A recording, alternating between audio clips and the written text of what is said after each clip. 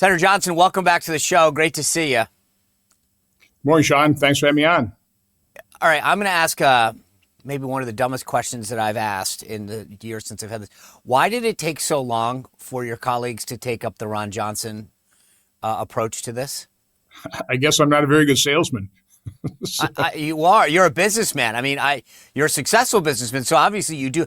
But I kept thinking, I'm not kidding when I say this. I was banging my head against it. It was literally like one of those scenes out of a movie where it's like, how are we ever going to solve this problem? Should we go through the entrance right there? And I'm like, Ron Johnson has laid this out. Pay the people who are working, our service members, and force the Democrats to the table. And I don't know what it was like behind the scenes. I mean, I'm being serious when I ask this. Why did that approach take that long? Well, this is an alternate universe. I think you understand that. Well, one of the dynamics here is the Republicans did what was the most reasonable thing they could possibly do. You know, the House, a week before the end of the fiscal year, passed a clean CR at President Biden's spending levels. Now, I mean, that's basically you come into what they didn't expect would be a negotiation with your absolute best, most reasonable offer. It's kind of like, no dealing car dealerships, right? I mean, this is our bottom line best price. Okay? There's no dealing.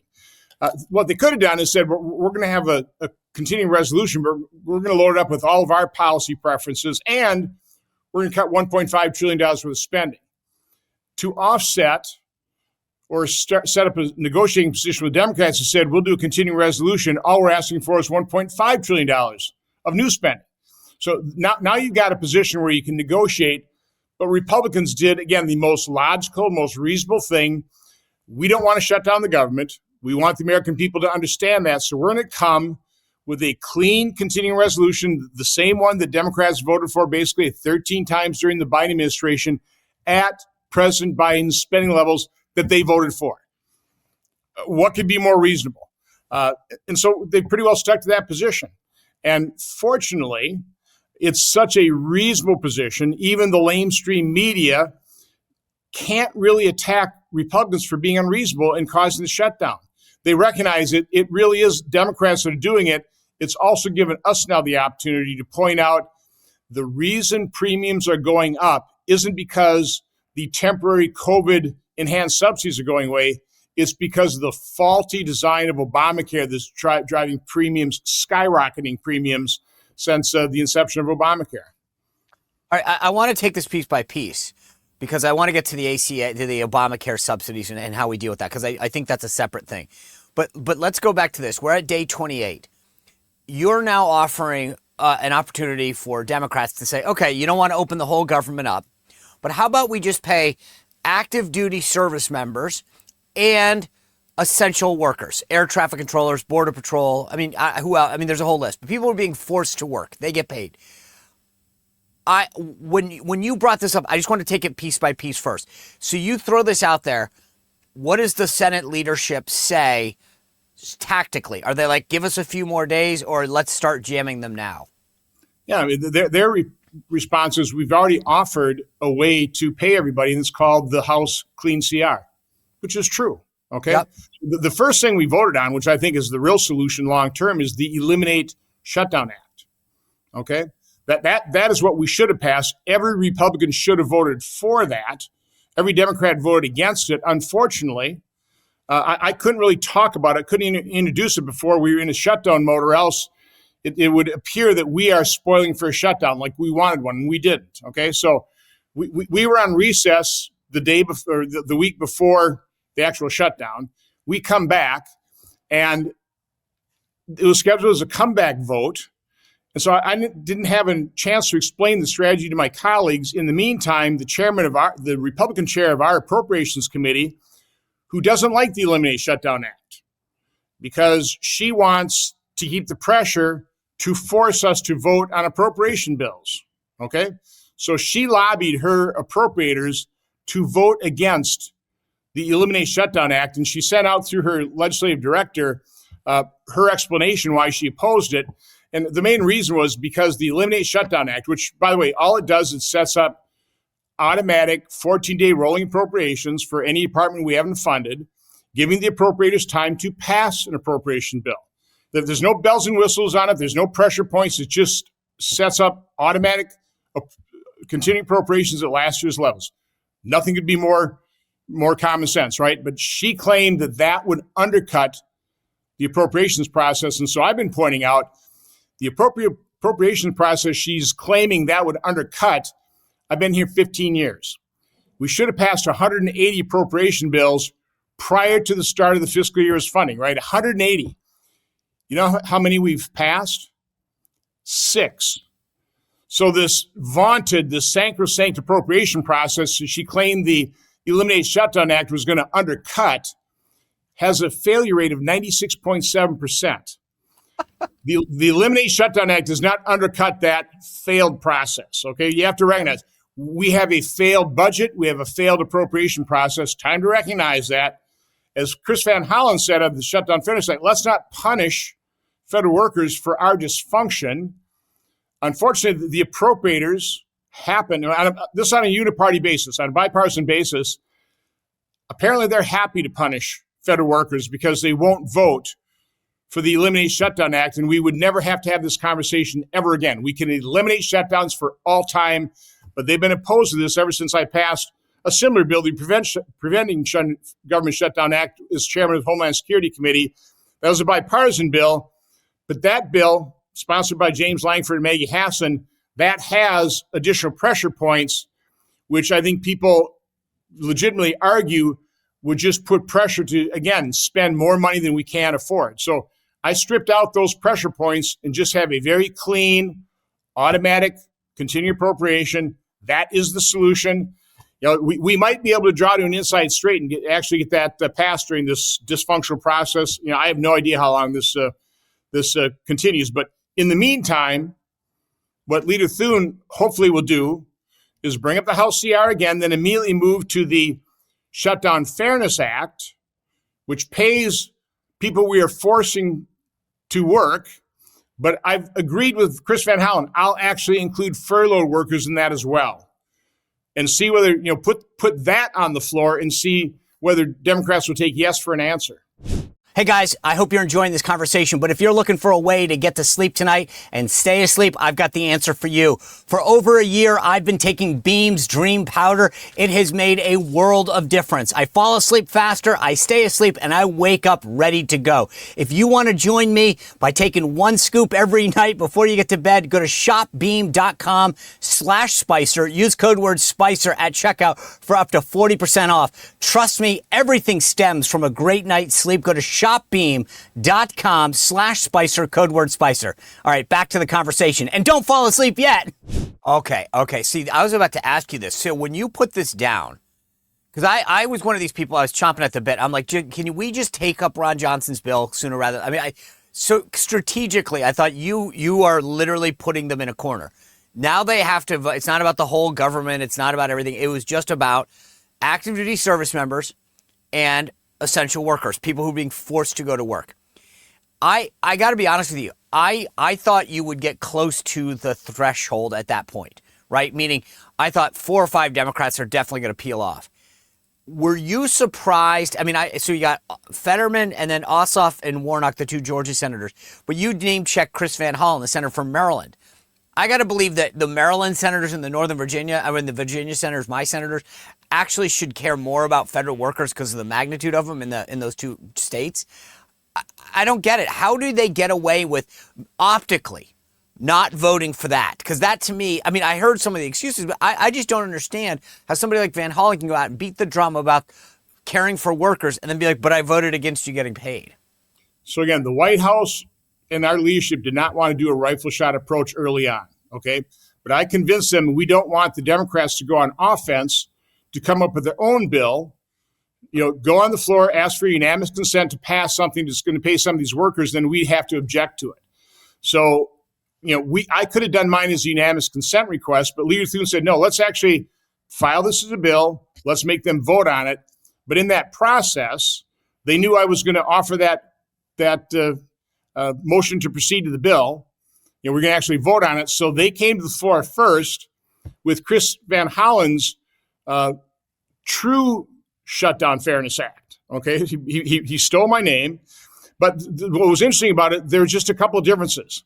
His act is just temporary, just be for 2026. My act is permanent. I mean, my act would stop us from punishing federal workers for our dysfunction. Okay, so I would make it permanent. Federal workers want it to be permanent, trust me. Sure. And then the other thing, he added furloughed workers, which on the floor of the Senate said, listen, because the 2019 Government Fairness Act or Fair Treatment Act, we're going to pay them anyway. So I'll include that. That may be a heavy lift in our conference. Maybe some people in our conference won't like that, but that's why you have to get on a bill. It's not going to pass by unanimous consent. You have to get on a bill and let the Senate work its will. So vote for cloture. I will add the furloughed workers to that as well. Now, over the weekend, we've had discussions with the staff. The other thing, by the way, they falsely claimed that my bill provided the authority for President Trump to reduce reductions in force. Nothing could be further from the truth. My bill is silent on that. That'll be adjudicated in the courts. So there's nothing in my bill that either increases or decreases the president's ability to manage the federal workforce. So that was a straw dog argument. That was a canard, right? So it's only those two differences. I've already accommodated them on the furloughed workers, but we ought to make it permanent. So what I hope Leader Thune does is, again, have a vote to proceed to my bill, say that we already have the substitute amendment, which includes furloughed workers. That was the biggest difference between the two bills. Will you take yes for an answer? And I don't, again, I can't get a yes out of Van Hollen right now. I think he's kind of, they're trying to figure out their strategy, which, think about that, it's sick. They're strategizing on how to not be blamed for punishing workers for the Senate's dysfunction.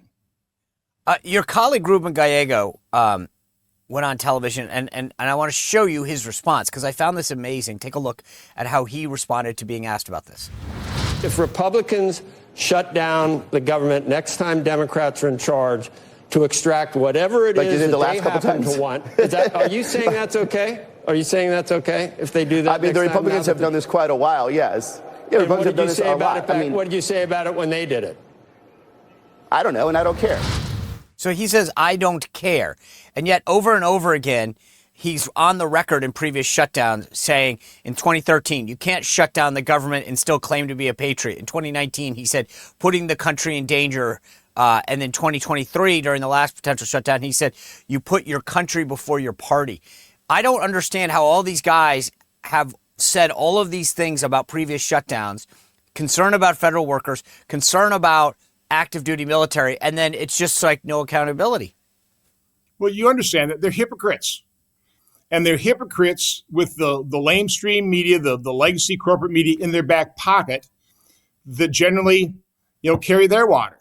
So they never get called on their hypocrisy. You don't have, MSNBC or CBS or ABC putting those clips from previous shutdowns where Chuck Schumer says, they'd be completely irresponsible for either Democrat or Republican to shut down the government, and here they're shutting it down. So, yeah, I mean, that is what the huge advantage Democrats have in any of these fights. The majority of the media is on their side, carries their water, amplifies their arguments, and completely ignores the fact that, by the way, I was blamed in some media for blocking the Democrats' attempt to pay federal workers. Because I did go on the floor and tried to cajole the Democrats to vote for the Shutdown Fairness Act, which would pay them, offering to add furloughed workers. But I had to object to the unanimous consent request because it wouldn't pass. President Trump wouldn't sign a bill that would diminish his authority. That just wasn't going to happen. But because they did get their unanimous consent request, I did have to object to their bill so we could get onto my bill. I got blamed in the media for blocking their compassionate attempt to try and pay federal workers when it was my bill that forced the issue. So we mentioned Van Hollen. You got Fetterman, Warnock, Ossoff. Are you personally aware of, or is Leader Thune aware of, like, other senators? There's talk of, Gary Peters of Michigan potentially, or Alyssa Slotkin. I mean, like, where are the other potential votes going to come from to get us to that 60 vote threshold? Well, it's interesting. We had a bipartisan lunch right after they voted no on the motion to proceed to the Shutdown Fairness Act. And so I was talking to Democrats. I think I talked to enough of them that if I added furloughed workers, made it permanent, a lot of Democrats wanted it permanent as well, they would vote for it unless they're basically told by the leadership not to. So, no, I think there are plenty of Democrats who vote for the Shutdown Fairness Act. I think we'll get all the Republicans again. We got them the last time. Even Rand Paul voted for it. I've had conversation with him that he's not opposed to adding furloughed workers because he recognizes they're going to get paid anyway. So I think we'd be united on the Republican side, which means we literally just need to pick up 3 or 4 more Democrats. And by the way, Angus King and Cortez Mastow, they voted for the CR repeal. They voted against this for some reason. That was weird. I'm sure it was because it didn't. Again, they had an excuse because we didn't have furloughed workers in it. I'm going to add that back. So now, what's your excuse?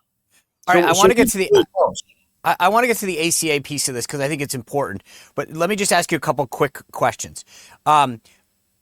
Strategically, are you okay? Like this weekend, the Senate didn't vote. Okay, I don't know why the leadership, the Senate leadership doesn't just say, we're going to jam them every hour on the hour. Make them vote over and over and over again. Strategically, are we letting them off the hook a little? I don't think so. We've already made them vote 12 times. I mean, would it be any different if we made them vote? No, but I think the idea that they get to go home and hang out and like, my point is make them like that. We're not making them feel the pain of like being here and having to vote over again. They get to go home, hold a rally. I don't know. It is joint pain, It's so. Right. I mean, I'm personally not into feudal, so I don't have a problem with making the points, making them vote, week after week after week, a couple times a week. And again, I'm sure we'll be voting again tomorrow or today on the House CR, and I hope we're voting on the Shutdown Fairness Act as well.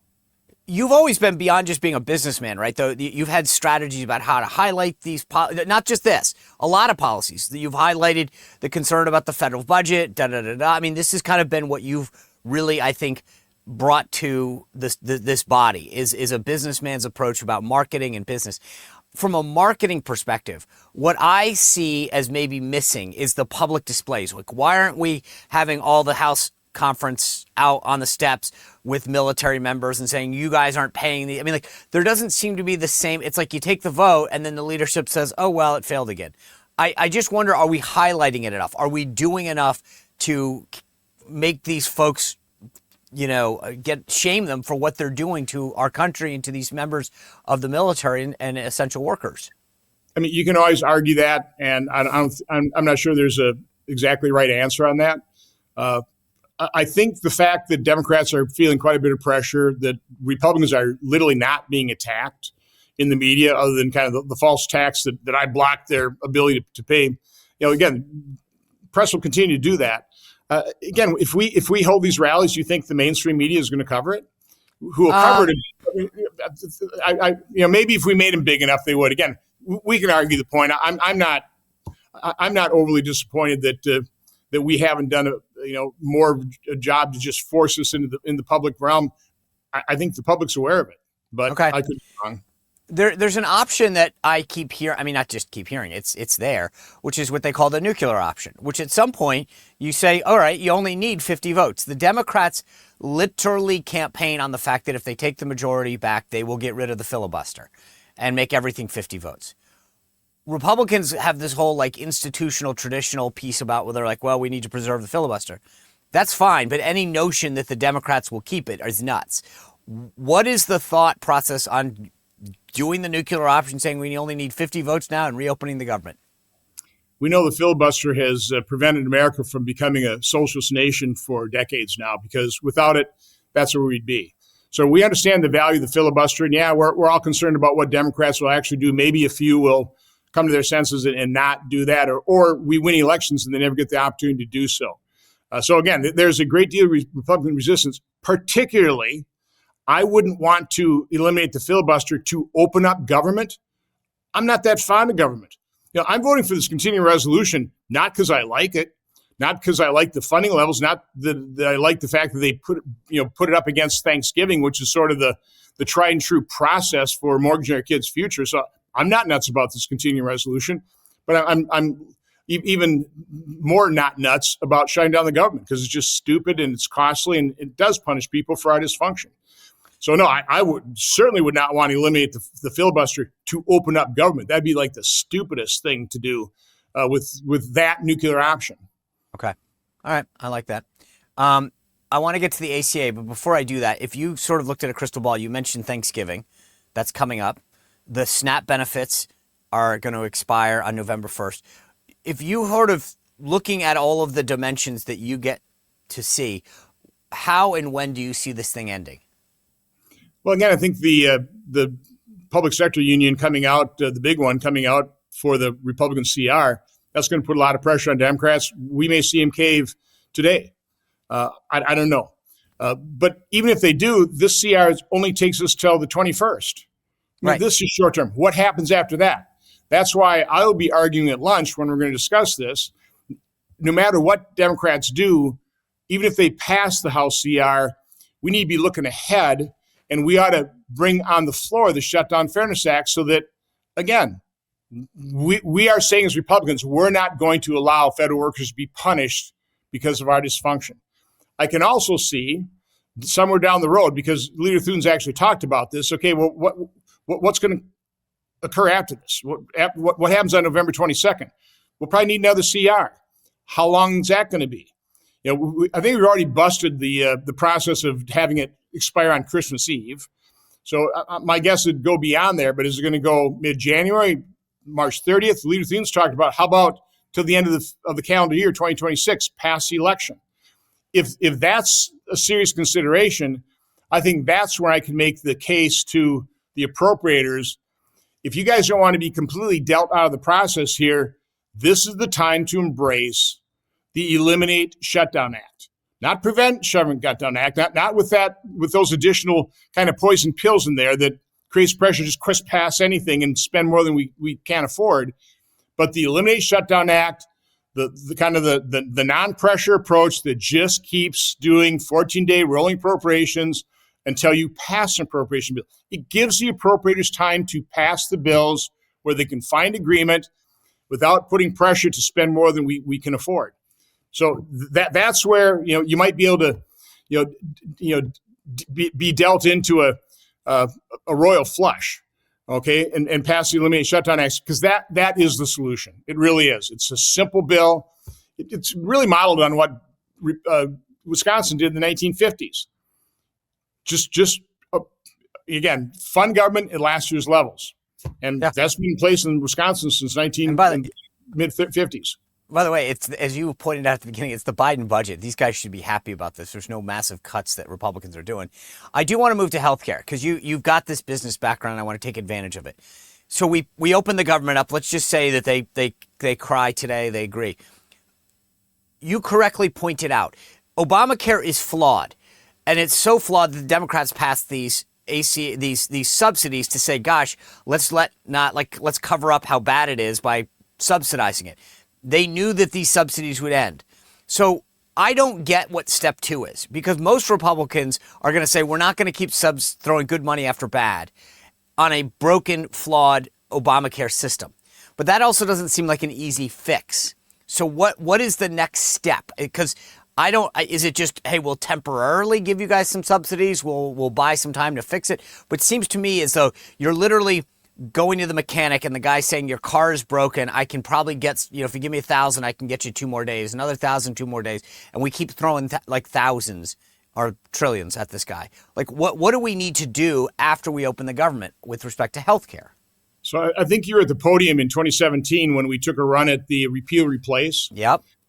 Now, I was the lone wolf back then saying I didn't like that term. I preferred the term, let's repair the damage done by Obamacare and transition to a system that works. I like that because it described exactly what we need to do. First of all, by saying repair the damage done, well, what damage? Well, that's the first thing you have to do. You have to describe the damage. The first step in solving any problem is admit you have one. Democrats aren't admitting they have one. And again, the mainstream media is carrying their water, so people aren't aware of the significant damage done by Obamacare. So first you have to describe it. And let me just quick describe, it's in 2 areas. It's literally damaged Medicaid. It's bankrupting that system. It's creating less access for disabled children because providers would much rather take care of a healthy adult because they get a 9-to-1 match. They get to charge commercial rates for those adults. Okay, so it's harming traditional Medicaid patients. It's costing us hundreds of billions of dollars in the 9-to-1 scam. Provider fees, provider taxes aren't healthcare. But set that aside. In terms of the other area, it's on the individual market. So prior to Obamacare, there were about 12 million people buying insurance on the individual market because they're in between jobs, they didn't qualify for Medicaid, whatever. But there are all kinds of options. You could have a high catastrophic care plan, pretty cheap. You could have short-term plans. You didn't need to buy this full coverage Obamacare, and you had high-risk pools that spread the risk of covering people with pre-existing conditions with a couple tweaks over everybody.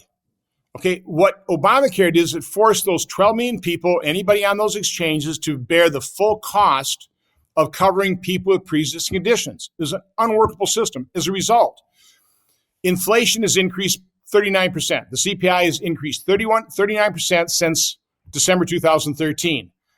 I'm preparing a chart right now that is showing premiums have skyrocketed over and above the national average on the individual market for a 50-year-old male, almost 600% in some states. We're doing it state by state. It's varied across the board.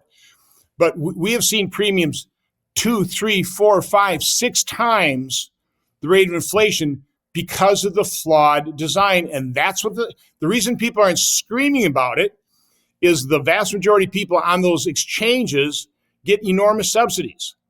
And of course, with the enhanced subsidies, people above the 400% of the poverty line, they got subsidized too.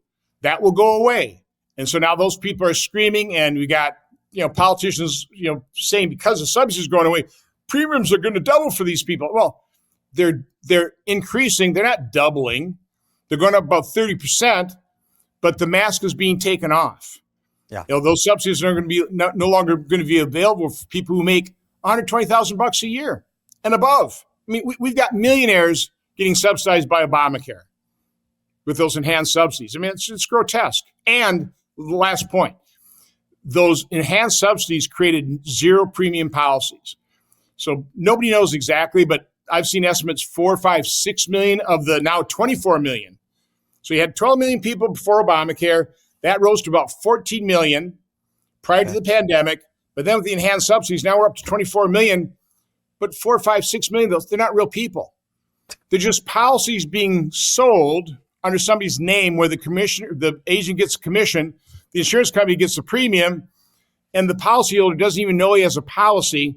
And so those are no claim policies as well. This is a massive fraud, $20 to $30 billion per year going to insurance companies and their agents on policies people don't even know they had. So anybody who wants to extend these enhanced subsidies is willing to perpetuate that massive fraud.